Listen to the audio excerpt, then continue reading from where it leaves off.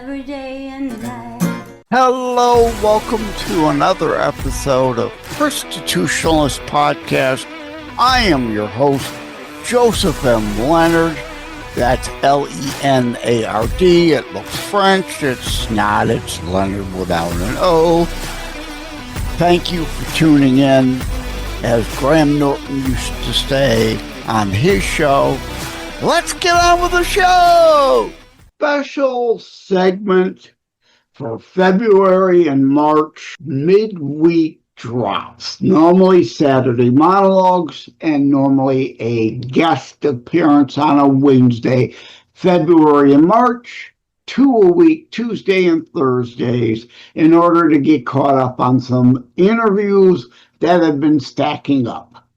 Enjoy. Joining me today will be L.S. Kirkpatrick, and yes, I'm going to go full-on culturalist, or culturalism, if there's such a word, today, and this will slot as the St. Patrick's Day episode, Tuesday, March 17th. But my guest is actually, as I found out, Scottish. But Kirkpatrick, close enough. Welcome to the show, LS. Thank you so much. And I love that. And I have to say, there's such a mix between English and Scottish and Irish that, we're all a little bit of everything. And everybody's Irish on St. Patrick's Day. Yeah, I was just going to go there. Today, as this airs, we're all Irish, and I generally don't drink beer that much anymore on occasion, but I might have a green beer today also myself. So, and, Chicago. And ham. Yeah. Detroit River, we don't attempt to diet green like Chicago does the canals. I think maybe they should. It could be fun. I mean, is it the Ecorse River? There's a few inlets from the river. We could and maybe should. Hey, idiots in Detroit, wake up, get on board, right, with the festivities. Let's dye those green. At any rate, she's not Irish. So, but I reached out to her on Podmatch. Again, I make no bones about that. I use the Podmatch service, tinyurl.com/join Podmatch to check that out. And she says in her bio, or can talk about, you have great value in you. You are worthy. You are enough. You do matter. Oh, well, that sums up my Life and Living series of books. So I had to have her on. And no, that's not the moron. I can't think of his name right now that plays Stuart Smalley, right? I am the old SNL garbage. She's serious. I'm serious. This is serious. Life matters. You are worthy. You may not recognize it every day or any day, but small things add up and matter. Yes? Yes, absolutely. When I give my talk about the value in you, I always say everything that you have done in your life, all of the choices you have made and the choices that other people have made that have directly affected you and how you've acted or reacted to them, that is where your value comes from. And that's what makes you so unique, because nobody else has ever done that. Nobody else will ever do it. That totally belongs to you. And because of that value, that's what makes you worthy. And that worth and that value is what makes you enough, just like you are. Doesn't mean we can't improve ourselves. We can, but you're worthy right now. And this is why you matter, because you're the only most one are. who can give your voice. Most are worthy. There's exceptions to every rule. And sadly, as I discuss in the Book of Kennedy Project, Carpe Diem, there are a lot of what I coin mass holes, masses of asses that are miserable SOBs and seem to only satisfy their own misery by trying to make others miserable. Don't be one of those people. And in my A Short Story, A Lasting Legacy misnomer title, it's a novelette. Short story has to do with Ryan, whose life cut short. He always thinks, am I worthy? Am I living up? While he's a Mensa level brilliant, uh, he has esteem issues, as a lot of people do. And exactly the point. Are we measuring up? And as my book goes into, his friends will say, yes, he does. In fact, I just created a Suno AI music tune. The book now has a theme. I've been playing it that talks about we are your living legacy, and others will indeed be my and Kirkpatrick's living legacy if we do it right and do small acts of kindness, try to sow good, then indeed that is worthy. Yes. Yes. You know, one of the things I used to do before it was even popular, and I would always buy a coffee or a meal for the person behind me or across in the other lane going the opposite direction, just I've because done I that wanted to brighten rarely. someone's day. Yeah, Yeah. exactly. And Pay it then it became forward. popular. Other people did it too. And Yes. I love that, paying it forward. We need to remember to do that. When we've been offered a kindness, we need Yep. to in turn do that. Yep. And Arcs. one of the Not hardest like things in, some people have is accepting that kindness. So we need to learn to accept kindness, even if it's a quarter at the store because you're short 10 cents. Just say thank you. And next time, help somebody else out. exactly, arcs. Like I go into that in my Life and Living series of books too, that I borrowed from the Evan Almighty movie. Ark, not an ark as in Noah's Ark, although he builds one in the movie. The point is acts of random kindness, our personal arc. And that indeed does make a big difference. Again, small things that you may never remember add Mhm. up to a big sum and result in your name appearing in the book of life, because indeed you shall be known by your fruits. Let me back up. All right. Put the garbage truck in reverse. Beep, beep, beep. I didn't ask the Christian show usual opening pun, the proverbial your genesis. Where were you born and raised? Proverbial Oh, first wow. question, born and raised, where are you now? Significant places you've been in between. How much time did you spend in prison and for what? And Zero. for the Nothing. record, she's laughing for the benefit of the transcript. That's a joke, people. Let's lighten up. Yes, that's So right. So I was born in Oregon. I can't say I lived in one place because my dad helped put the power lines all over the state. So we moved all the time. In fact, a lot of people asked if we were military family because we were moving so much. Second grade, I was in 6 different schools. There was a lot of moving. Moved up in Montana, met my husband in New Mexico. we we lived in Idaho, and he's from Florida. It's just funny, all the there's not enough time on the show to talk about all the places I went because there's more important things to talk about on here. But I just want to say this. It's kind of a funny little anecdote that when I was doing genealogy, and I did that for like 50 years, and I discovered on both sides of my family, my mom's and my dad's side, they came from Scotland. My husband, both sides of his parents, came from Scotland. And we didn't know any of this when we got married. In fact, my mom passed away before I finished the genealogy because she would have loved to have known that. She wasn't quite sure where we all came from, but it was just kind of interesting. Sometimes things like that happen. I'm going to joke. That's a really nice cover story. But I know the truth. You're really from Alpha Centauri, right? You're an alien, not the cross the border illegally kind. You're an ET.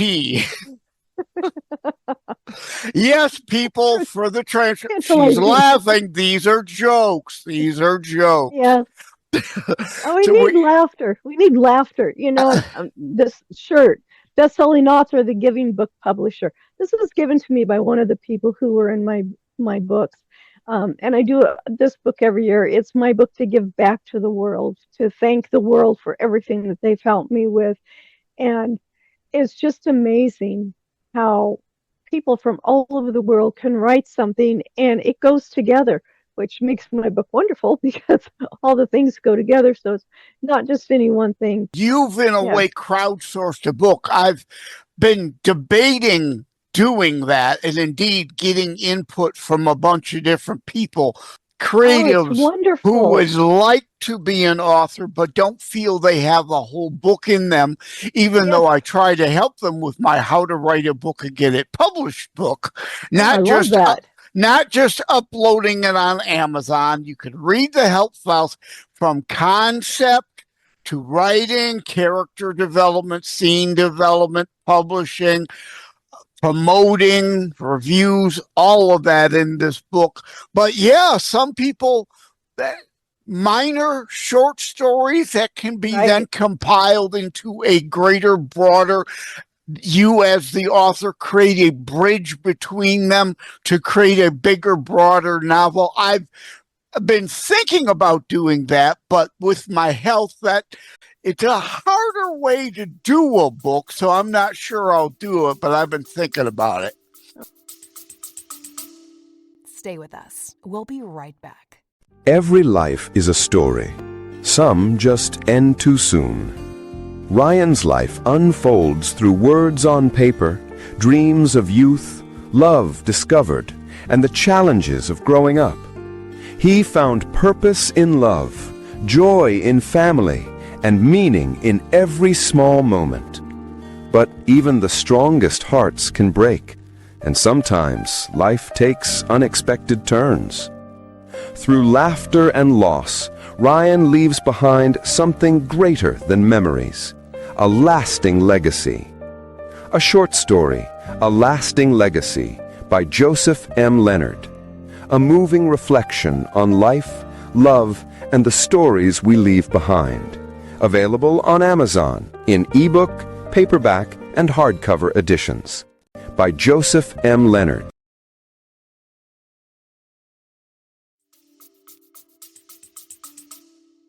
Well, we can get together. We'll do one together. Somebody to walk with you.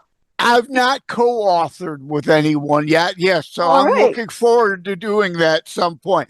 But for those looking on the 5 behind-the-scenes video platform can see, but the 25 plus audio platforms and those reading a transcript do not know you have a background behind you in the video, and it says Wisdom on the Front Porch. So let's talk that. Yeah, that's my podcast. And I had a magazine last year. We're rethinking it this year, trying to bring more tools, useful tools, substance, put it in a more creative, easy to use way. I mean, it was easy to use before, but we just want to see what we can do different about it. So the magazine's on hold, but the podcast is there. I actually celebrated our 100th episode. We're now on episode 109. And in that, I have Reading Between the Words podcast, which is a sub part of it.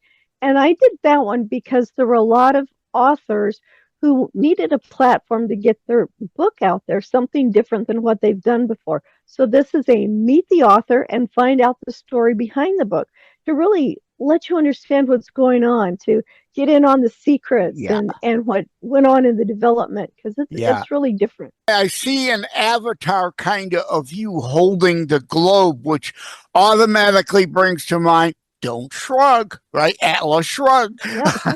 There you go. There you go. Yeah, because, I'm out to reach the world. You touch one life, that life touches another life, and maybe that life touches 100 lives. Those each touch, more lives, and it just keeps going. We had almost Well, we've got over 8 billion people in the world. So even if yeah, there's enough to go around, and I don't look at other publishers, other authors as competitors. And I did it first, and I realized that's a really bad thing because it's a negative way of thinking. But we're all working to help people do the same thing. Yeah. Exactly. I couldn't put out how to write a book and get it published. I don't view them as competition either. I know people got stories. I want them to get their story out. It's good. Yeah, afraid that they can't write. Oh, I don't know grammar. I'm no good at that. It doesn't matter. That's what editors are for. I am the worst speller. I mean, you don't want to read my manuscript. It's pretty bad, but I give it to an editor who cleans it all up. And I see your book, so I'm going to hold my book up. It says the one and only write your own storybook for kids. And it has a little guidance in it. It has pages where they can write or put in an image or draw a picture. Just kind of help them understand what goes in writing a book. And kids love to tell stories. They love to tell stories. And this is a great way for them to do that and write it down. And then, as parents who always keep everything our kids do, it's one thing. But who knows, I know people that have written things as kids. They go back to it later in life and then they actually make a book out of it, whether it's a children's book or something that sparks another book in them. And that's the one thing I loved about the Giving book is people were able to see what it was like to write a book, to kind of see what went into it. And I try to make it as gentle a process as possible. I have 3 people from my first 3 volumes who each wrote one thing. And then they were finally brave enough. They had been given the ability to have courage and say, I can do this. And now they're writing their own books. In fact, one went on to write her own anthology. And it's like, that's amazing. And I love everything about the Giving book is giving. So everything on Amazon that my personal book sells, the authors get to keep theirs, but my personal book sells from Amazon, from books.by. The profit all goes to a nonprofit. And this one is Izzy's Legacy Incorporated. The first 4 were to Idaho Youth Ranch, which not only helped the individual, but the family, the community. So I always want to make sure that I help support somebody who's supporting others. Yeah, I want to go back to, like you said, doing small things, sharing smiles, even whatnot, and they do to others, the pay it forward concept. I call it, you can borrow this if you like, the old Pantene ad effect. Remember that shampoo? They tell 2 people, then they tell 2 people, then, right? Sooner or later, then you have a movement. Yes. Acts of random kindness are part of being a good Christian, if you're Christian, or just being a good human if you have no faith at all. Wanting to sow good and make this world a better place. And indeed, that's part why I created the show Christitutionalist, to create a movement of positivity and kindness, not this peace, love, hippie, can't we all get along? Yeah. No, realistic. We can still be kind. Right. Not everybody is, but we can at least try to be, right? We can control what we can do. Myself. I can't control what other people do. I can control how I react or act towards them. I can control myself. Most of the time. Every once in a while, we mess up. Everybody's entitled to a bad day. We are all entitled to bad off days. That's why Martin Luther King Jr., content of character, and biblical grace comes in. People can have a bad day. You have to give them a second chance. Maybe they're the nicest person in the world, but they were an ornery SOB that one particular day because they didn't get any sleep and got up on the wrong side of the bed. They were out of coffee and they were just in a mood that day, right? But other days, they're fine. In fact, in one of my books, I go into that where, is it Doug, I think is the character name, is that mean, ornery, nasty SOB, a masshole, as I call them. And You just got to avoid those people. If that's their character, just avoid them. Don't let them drag your good spirit down. Stay with us. We'll be right back. Joseph M. Leonard, host of Constitutionals, taking a brief moment to thank myarchic.com. Together, we share the Christian and family value of honoring family. myarchic.com helps you do that. Preserving family memories online also, therefore, can be shared online. Think of myarchic like a Noah's Ark for images, audio, video, preserving, honoring your family.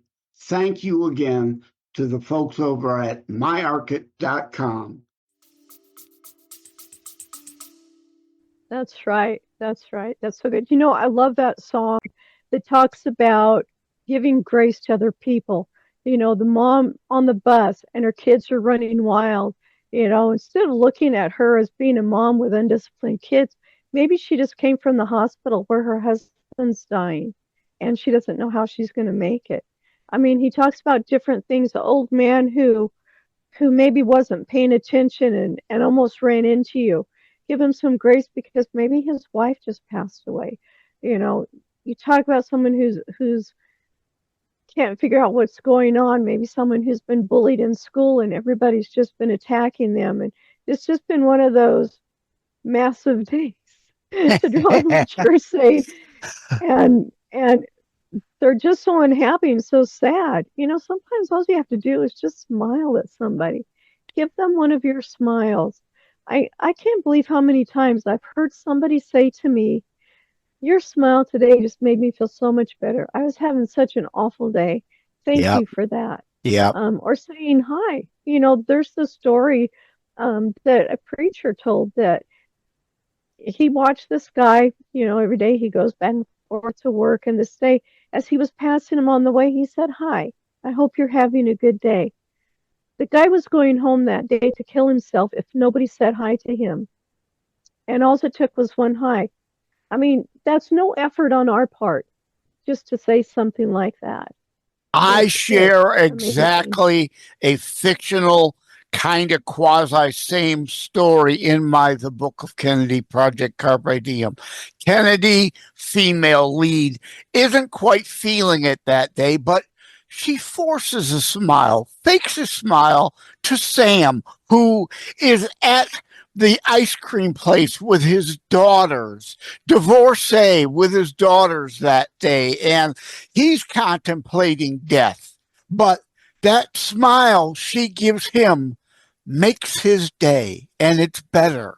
And he goes on to get remarried, and their child then goes on to cure cancer. What role did that one small smile play?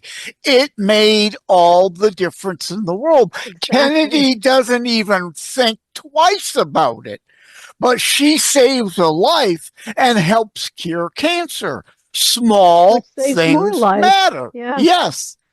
And you may never know the kindness that you show someone, how much of an effect that's going to have a ripple effect on them. A butterfly effect. To quote another movie, The Butterfly Effect. Exactly. That's exactly. That was a really intense show. I love those movies. Those were great. Yeah, but it's like it's a wonderful. Yeah, it's like It's a Wonderful Life too, right? Mm-hmm. All those movies are meant to be way over the top, overly dramatic to make their point. We're not going to have a Clarence to show us what life would be like without us. And nor are we going to have likely saved somebody from drowning who then goes on to be a war hero, or stop a pharmacist from poisoning a child, which destroys 2 families. Small things, as you and I are saying, add up and matter. The sum total of your life will be small things that add to the big number on the other side of that equal sign in the equation of life and your entry in the book of life or not. Yeah, absolutely. And I love that you have that Kennedy character who says, even though I'm having a bad day, I'm going to try to smile, because that really does help your attitude too. Um, it's amazing that we can have a better day because we can laugh or we can smile. I mean, Reader's Digest always talked about laughter being the best medicine. And it is. When you start laughing, even if you start fake laughing, you just start laughing, it starts changing things in your body. Mm-hmm. Yeah. And maybe the thing that helps you the most, especially when you're having a bad day, is to smile. Is to just stop and say, that's it. I'm tired of having a bad day. I'm just going to smile. Smile. Everybody wonders what you're up to. Yeah, I also share my life philosophy in my books. I have my characters repeat, things could always be better, but they could often be worse. And that story of that forcing the smile came out of basically an episode I did with Bullseye the Clown. They could find that in my back catalog. Bullseye named Bullseye because he was the target of bullying growing up. So he became Bullseye the Clown to talk about bullying. And indeed, a story he gave when in Russia, none of them could speak the language, but they would smile and play with the rubber chickens and give away little rubber, right? And he could just tell the woman walking by, pulling right next to nothing in the grocery cart, looking down and depressed, and waving and smiling and handing her a rubber chicken through the window, and to see her light up, just not a word exchanged, but that changed her life, I bet, that day. Absolutely. Absolutely. There's so much tragedy in the world. And if we're always looking at the bad things and the sad things, we're missing so much more. And I know they're there. I know it's terrible. We've got this war that's going on right now, and it's devastating on both sides.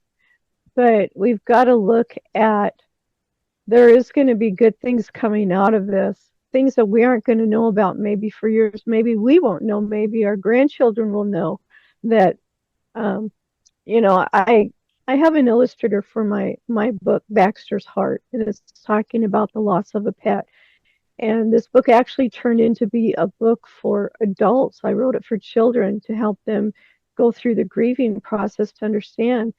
And I'm surprised at the adults who are so glad I wrote it. They go, I had no idea what was going on. This helped me go through it so much. But getting back to my illustrator, she's from Ukraine. And she is actually in this new volume 6, that I'm accepting submissions for right now, the Giving book.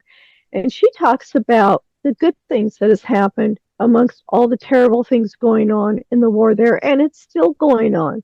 They still have raids. They still have blackouts. They still have Russia hitting their power plants. We think, oh, we don't hear any more about it, so it must be over. It's not over for them. But she has such a great attitude. And she said something to me, and I said, is it okay if I put this in my book? And she was sure. So what I actually did is I went back over our conversations and took out the parts that were just relevant to what she said. And then I had her read it to okay it. I won't ever do anything without anybody's permission. And she said, I am so glad you did this. To be able to go back and see my thoughts and what went on through there, what a blessing. I didn't know I was going to bless her. I know that her story is going to bless everybody else. And it's a short story.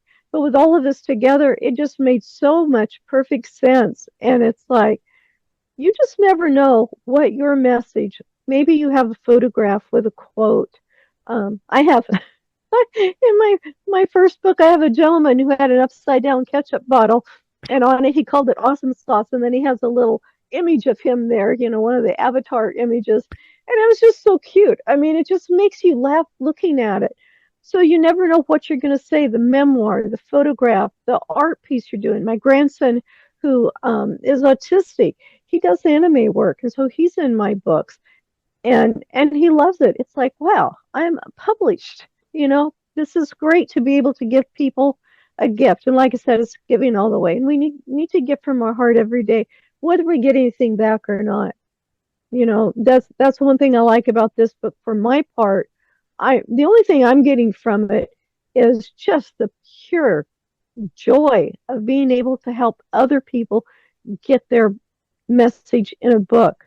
I'm not getting any monetary value from it, but I wouldn't give this book up for anything. Mm-hmm. Okay, well, time is flying. So we've talked about the giving, which is good. We've touched on, indeed, the you have great value in you. You are worthy. You are enough. You do matter. Despite the Stuart Smalley idiocy, that being a joke, we mean it seriously. We've talked about the Giving book, the Baxter book. What other books have you got? Oh man, I have probably can't list them all, but yeah. No, there's over 50 books. I'm not going to ask you your favorite because that's like asking a parent which is your favorite child. But yeah, I don't have it. My favorite is the next one I'm writing. Yeah, right. For marketing purposes, my favorite is the next one. I joke about that. I'm currently working on my 13th nice. Overall, 5th in the Life and Living series, tentatively titled Loss, dealing with, loss as part of life. And indeed, I've released, it's probably not coming out till May, but it's pretty much written. It'll just be a short story, so I can make it a 99-cent Kindle ebook exclusive. Something inexpensive, right? We're all tight on money. So just a short story. It's mostly done. So I've been pre-promoting it. And indeed, it's real. Most people, when they're promoting like their film, right? Oh, this is the best movie I've ever done. My best work. And then next movie, they say the same. And next movie, they say the same. But when I say my next book is indeed, wow, so important, I really mean it. I'm not just saying it for marketing and promotion reasons. The same with what you're saying. I hear you.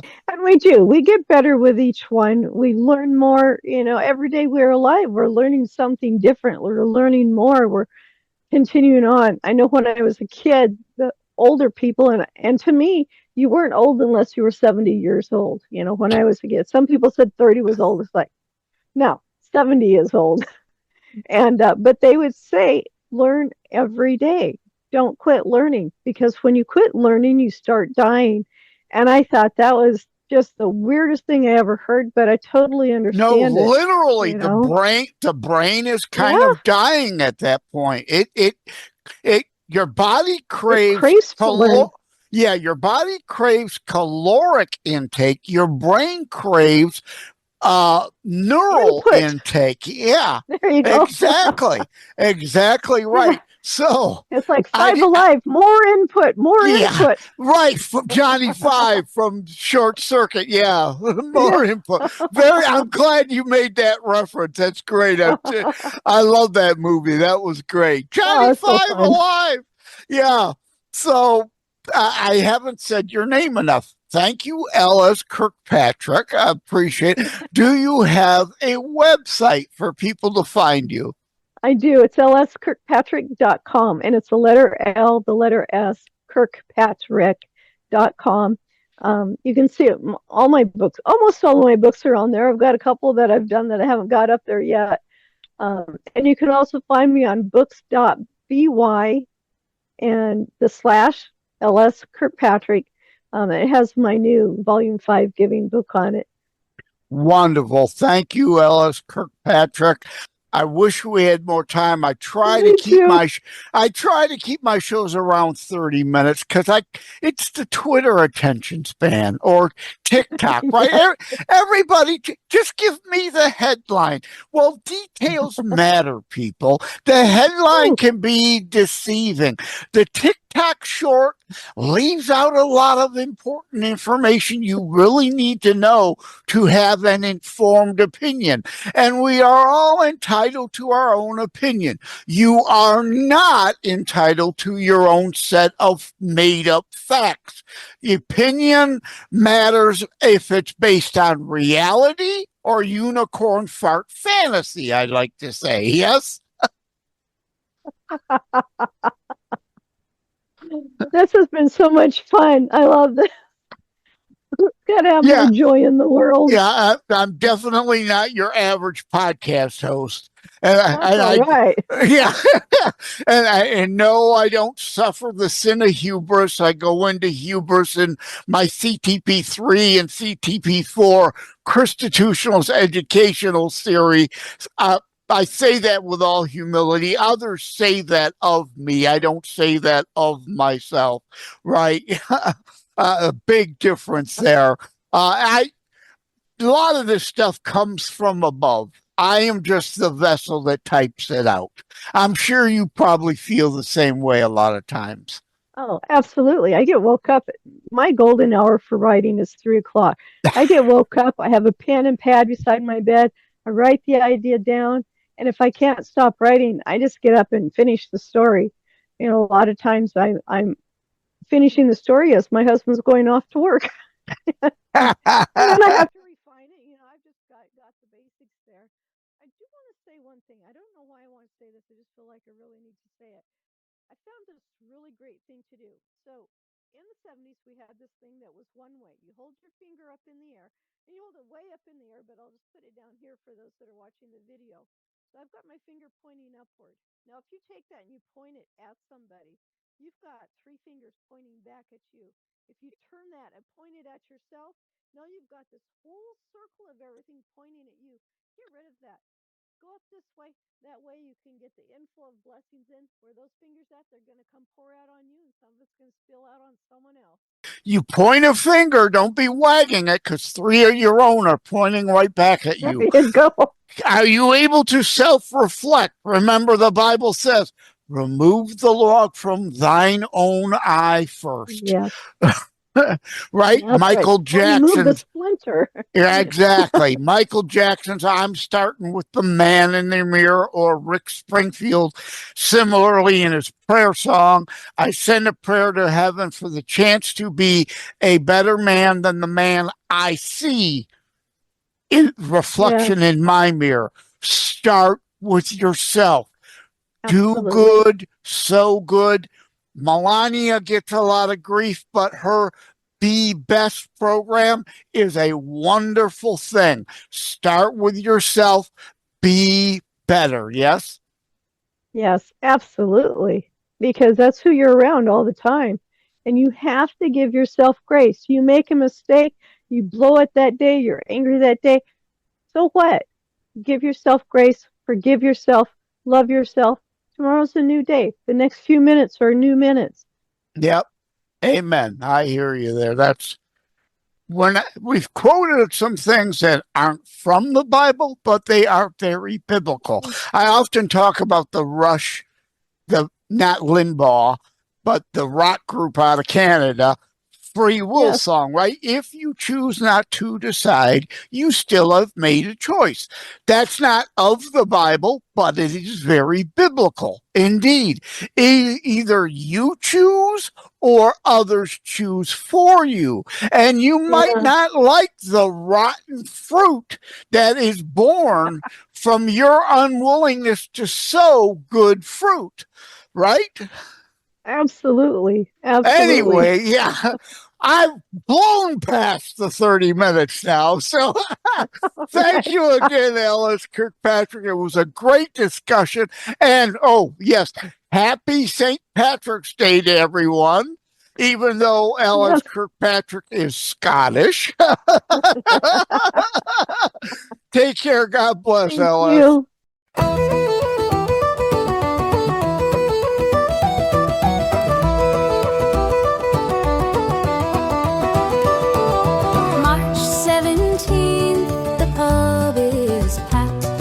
Shamrocks on the wall, leprechaun hats. I raise my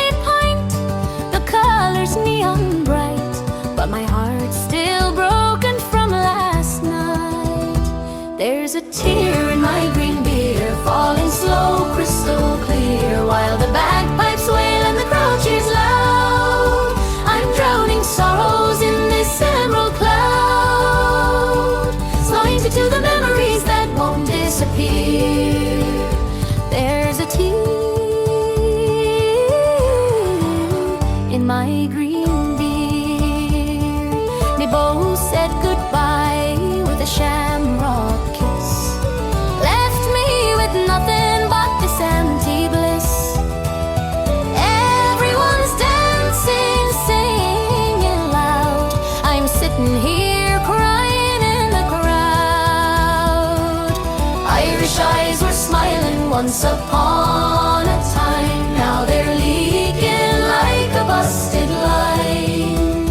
One more pint, maybe it'll mend, or maybe I'll just cry till the bitter end. Other Irish eyes may be smiling, as for mine, they're crying. There's a tear in my green beer, falling slow, crystal clear, to the ones we loved and the ones we lost. Raise your glass, no matter the cost, slowing to the heartache that brought us here. There's a tear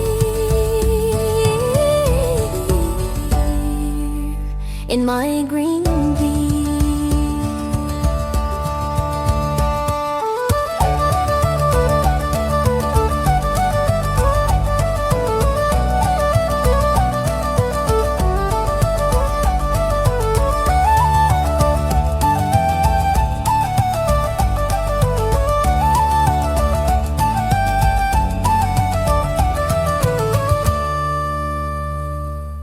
Like and subscribe to Constitutionalist Politics Podcast and share episodes. We need your help.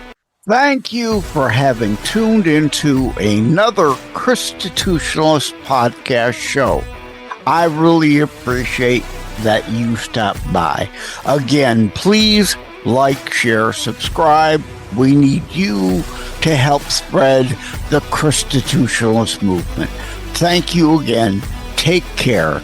God bless. Love you all. Joseph Leonard, stand up for what is right, loves God and shares his message every day and night. Believes in freedom and making his voice heard, sharing his message over all the earth. God loves you, Joseph, for all you do. Stand strong and God bless you.